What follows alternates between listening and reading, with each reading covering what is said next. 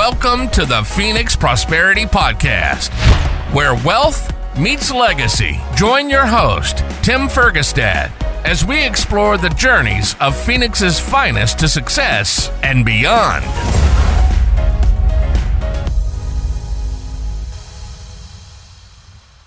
Hello, this is Tim Fergestad. Thank you for joining us. I'm very pleased to have Donna Kent with me here today. She is the founder of New Life Consultants, and in partnership with Vistage, she provides high-impact coaching to advance leadership teams, CEOs, and business owners. Welcome to the show, Donna. Thank you so much. Great to be with you, Tim. Now, you wear a few more hats than that. What I mentioned, you have a lot of experience in a lot of different industries and stuff. Can you talk a little bit more about where you're at now and how you got there? Oh, wow. Okay, sure. I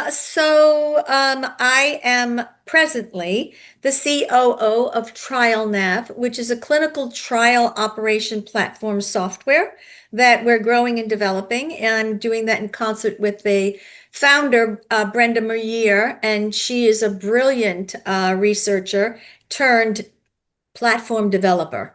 Okay. I love being connected with these brilliant and smart women that Yeah, kind of it's connects to how I got here.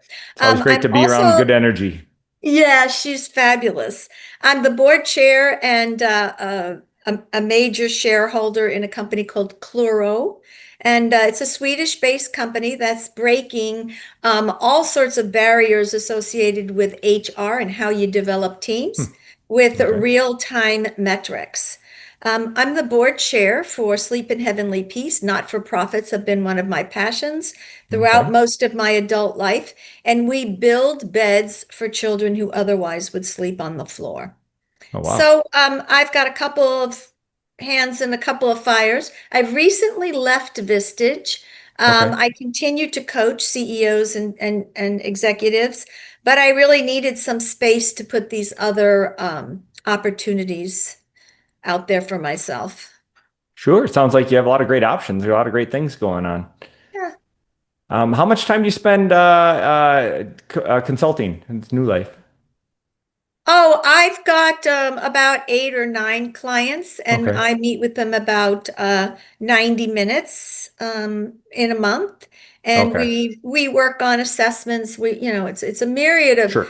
the journey that they go through is the journey that I take with them. Um, but it's fabulous. The relationships, watching somebody develop vulnerability when they never had it, watching somebody really advancing in their emotional intelligence, putting aside some triggers or beliefs that are not serving them well. It's a fabulous opportunity to have a very close one-to-one impact with somebody that you Sure. care for. Sure. That's got to be incredibly rewarding Yes, for yourself to help people, but to see them grow as well. it is. I mean, I switched from, my career where I was operationally sound, Mhm. building, companies through a more traditional P&L, sales, marketing, making sure all of the linkages to operation were successful. And I switched, and I think my daughter at the time helped me um, kind of understand that there was another superpower, and this superpower was really connecting with individuals and wanting to have a high impact and growing business by growing leaders. So, Did that good come through question. your leadership positions?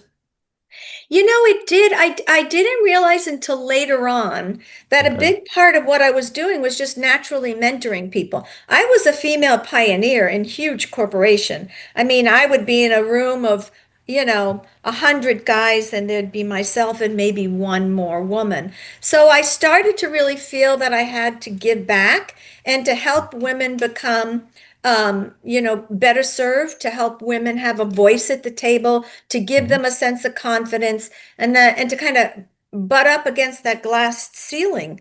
And so I did that for 25 years. And so my commitment to women, whether they're underserved or growing or entrepreneurs or young people who don't know where to go, is a big part of my passion.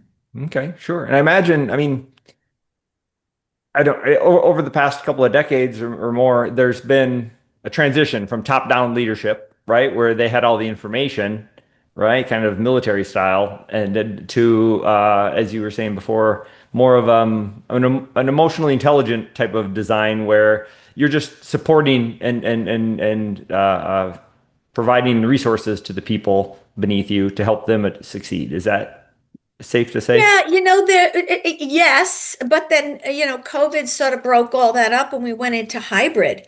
And it's really, even before that, companies like the Xerox and the IBMs and sort of the companies that I grew up with in my early part of the career, training, education. I mean, we had weeks and weeks of Right. training. I went away to something called astronaut school.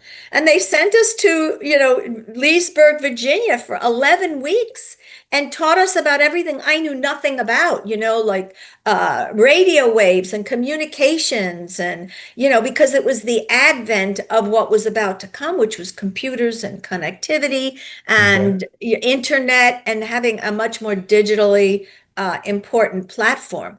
And Right. it also was the forerunner to take analog to digital, which is a very big piece of what I did back in those days.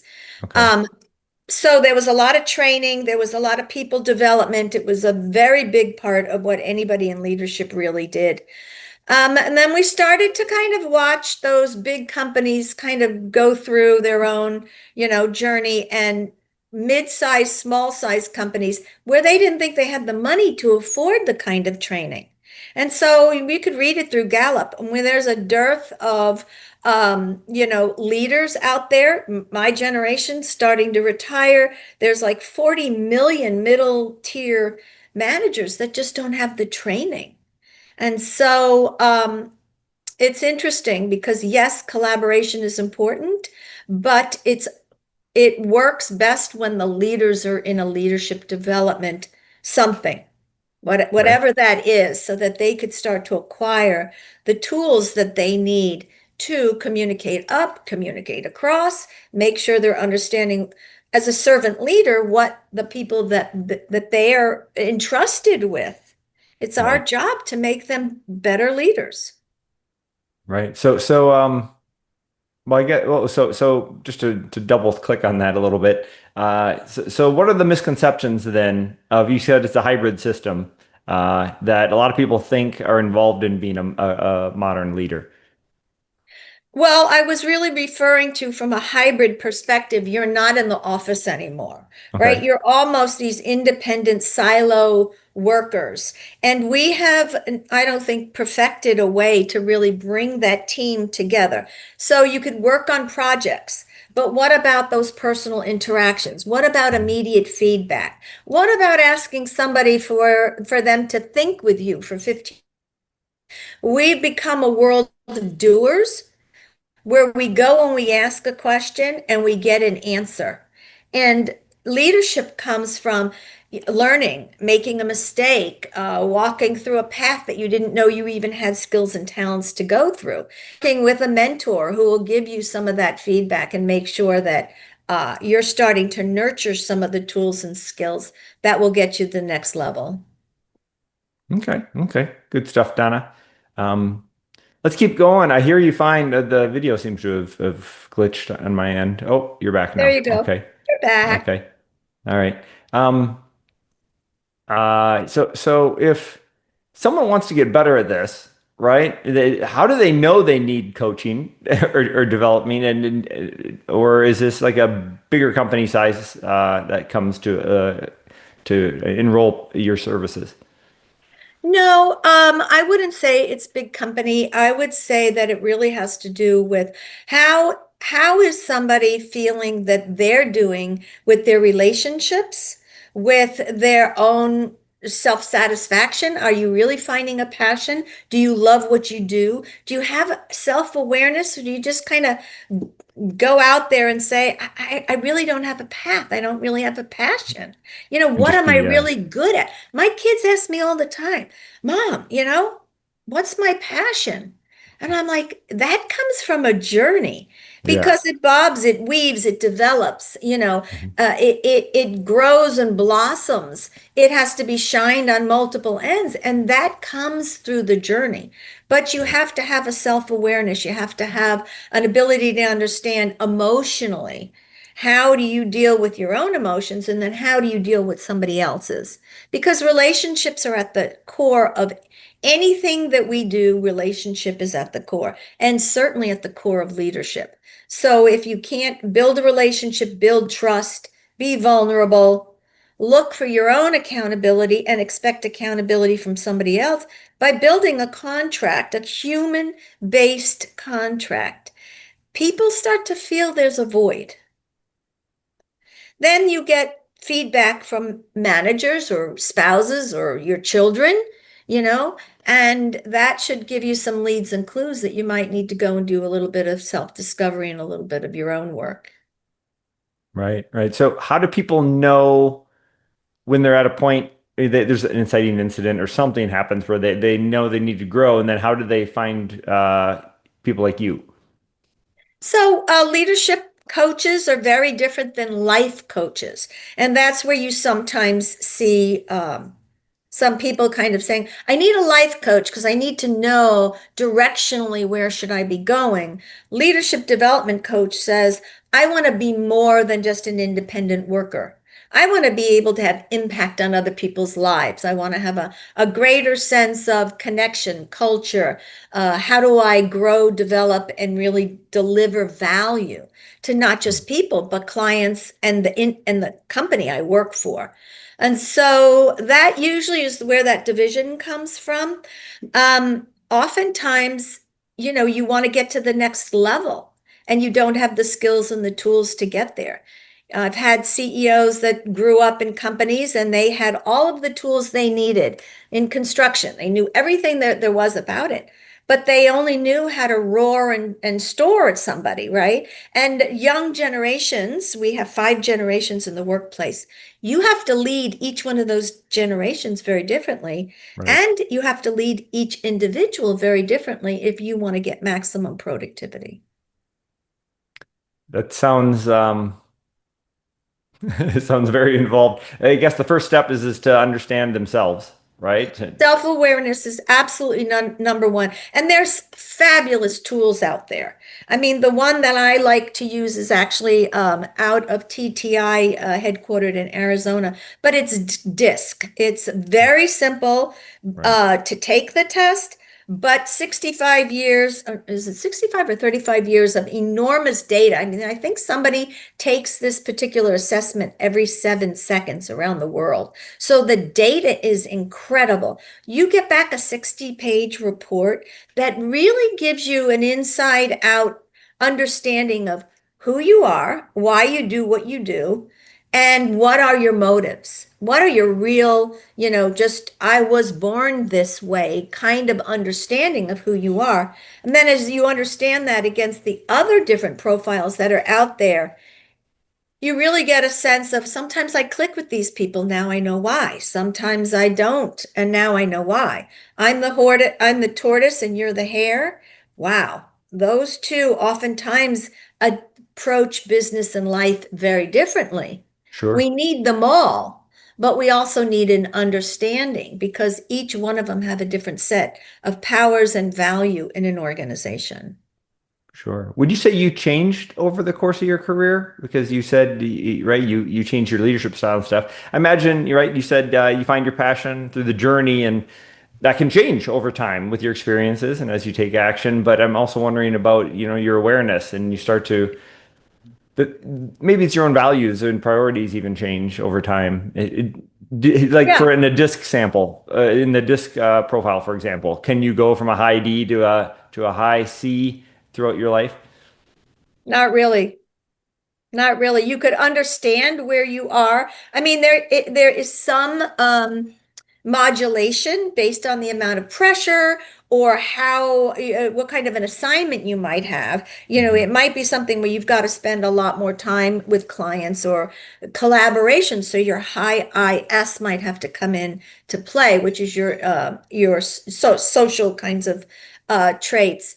But command and control, you always need a certain amount of D if you're going to be a leader. Right. So I've always had a good amount of D, but it's always been tempered with a very healthy high I, which is your social, your influence, and your S, which is your steady. So I was very easy adopting policies and practices and processes. Okay. And back in the day, most people wouldn't know, it's called Malcolm Baldrige. We won the Malcolm Baldrige Award. I was a Malcolm Baldrige trainer and I was an awardee. It focused on processes, getting really good at something by understanding each one of those steps. So my brain is a very good mix of the three. What I knew from all of that was I have very little in the compliance. I'm not an analyst. I'm not a mathematician. Those are not my skills. So I always had to have very strong CFOs and product analysts around me because Okay. I couldn't look at some of those charts and just glean, the messages. So one of the nice things about doing this is you know who you are, you understand your strengths, but you also see the areas you're not so strong in. So you surround yourself with others that help you in that not so Right. strong area. Okay. So in that regard, what were some of your biggest challenges that you've had to overcome in your career? Oh, well, the first one was a 21-year-old woman in an all men's environment. And one of the biggest challenges was not building the relationship so far, so much so with my male colleagues, but their wives were like appalled. What is going on in business? Now I've got to worry about, young women being on in your team. And, there was always some social or, team building. And a lot of the wives had to get used to that as well as the guys in the office. That's an added little variable, that the men are having to deal with. Oh, yeah, they That, all of a yeah, sudden had real competition. And they didn't really know how to deal with the competition because most of us weren't out, whatever, we were very focused on being really, really good at what we did. sure. So we set a whole different standard. And I think that level of standard came up. Good old boy network was getting shook up a little bit. Their wives were at home saying, "What's going on? Like you're out and there's like other women, in your office." And so that was sort of the start of the change. And at that time, we talk about DEI today, it was affirmative action because it was the only way to get women and minorities and an organization that started to reflect the communities and the clients we were serving. And so I hate to say it, but we're in this political change as well. 60, 70-year-old white guys can't rule the world because the world doesn't look like that anymore. So I went through that in the early stages of my career, and I have forever since then been an advocate of a very diverse, rich culture, lots of different thoughts, ideas, opinions, traditions come to the table because they help you develop much better decisions. So that knowledge from way back then has brought me forward. And today, as I'm building my boards, diversity, inclusion, is vital because it makes us better at what we do. Okay.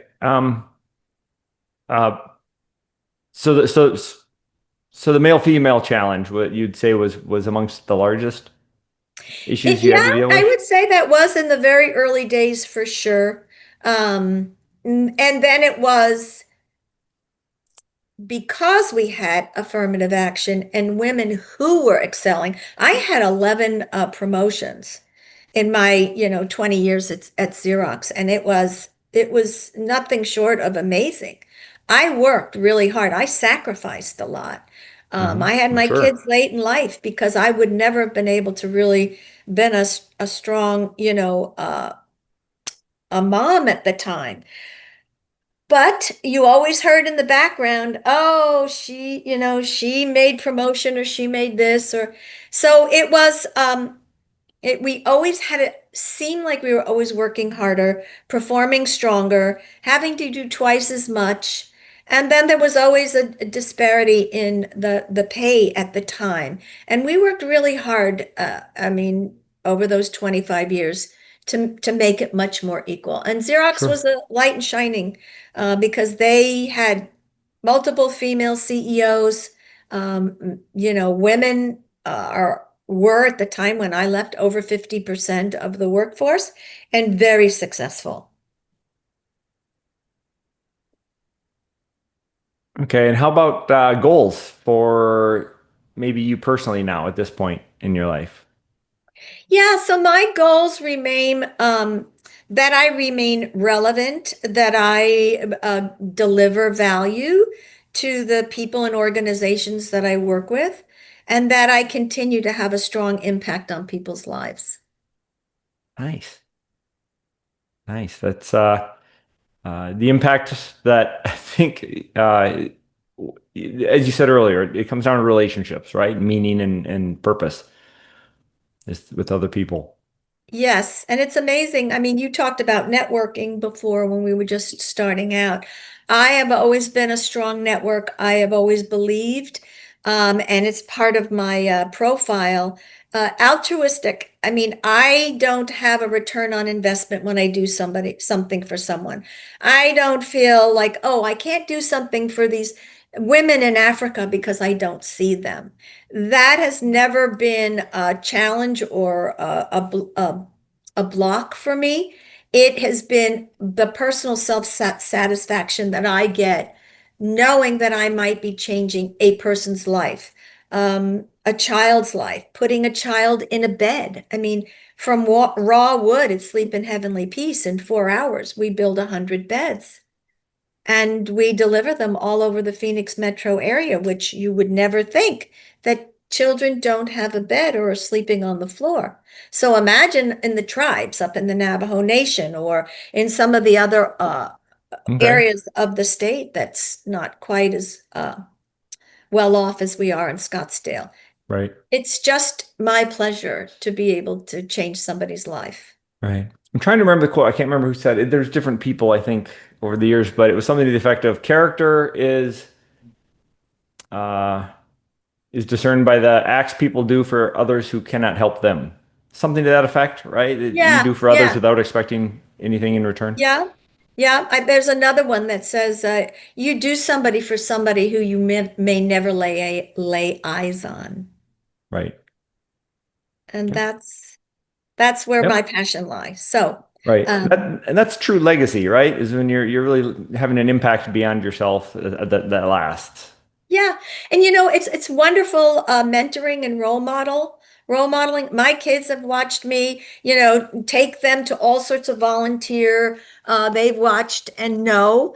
My kids in Africa, now that we have the ability to see them, they see their eyes. They know that you moms made a difference, and I can see how it shaped them, Nice. and Yeah. their own desire to be really good stewards of their own talents and the gifts and the treasures that they have. They're very willing to share.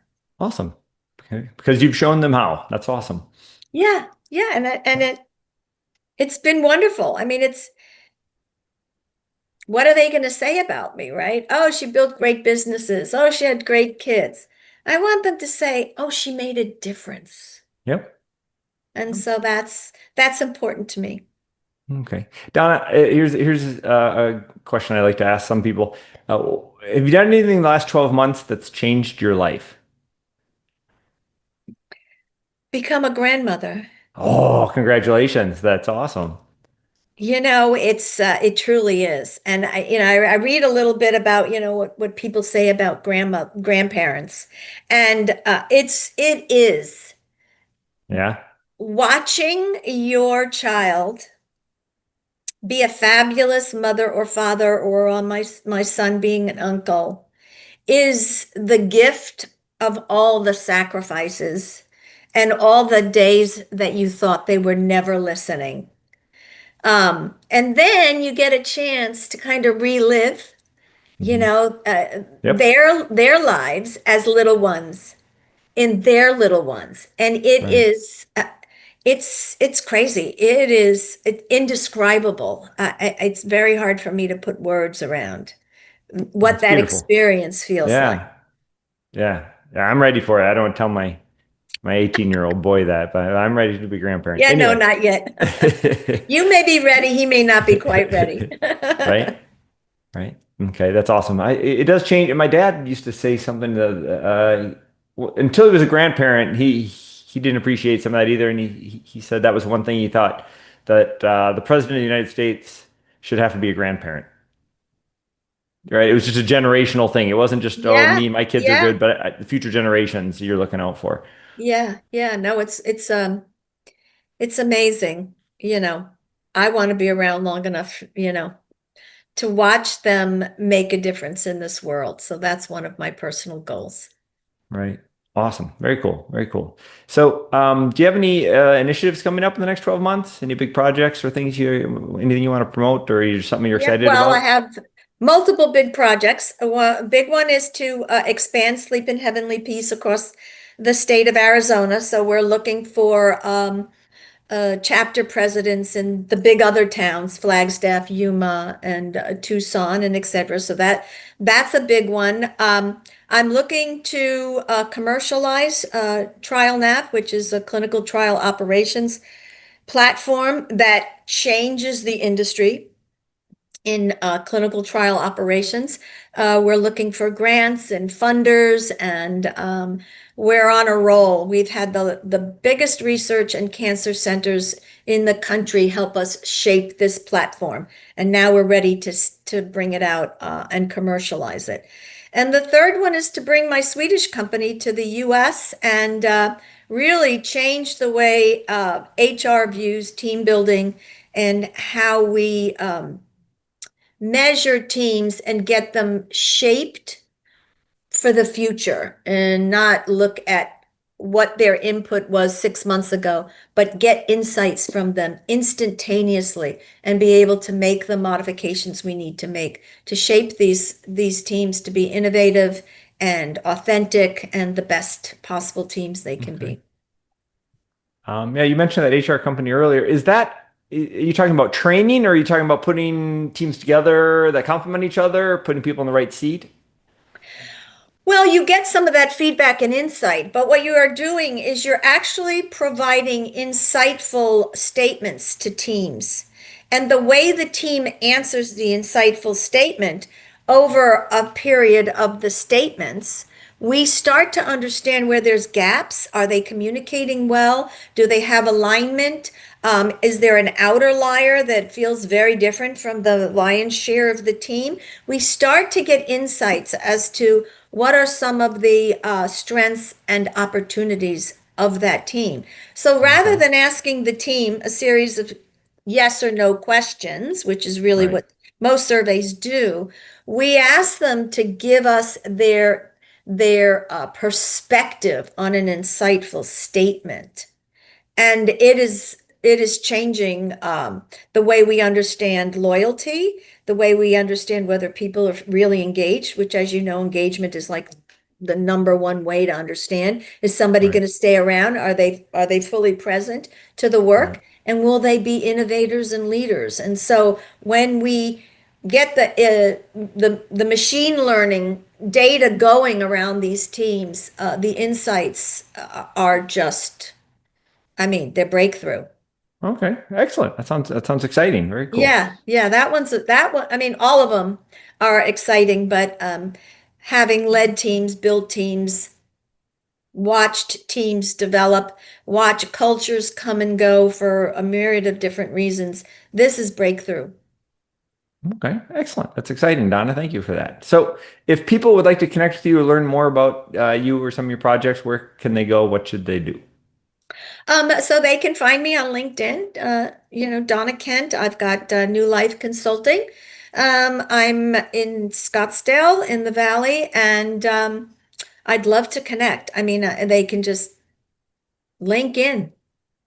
I All love it. right. I love to respond, and I love bright people who want to know more about themselves and how they can make a difference. Awesome. Very cool. That's an inspiring way to end. Thank you. Thank you. All right. Thank you, everybody, for listening and watching. Again, thank you again, Donna Kent, for joining me today. Very much appreciate your insights and your inspiration. Thank you.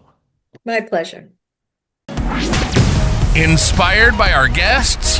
Visit phoenixprosperitypodcast.com/guest and join us on the show and share your success story with Tim. The spotlight awaits.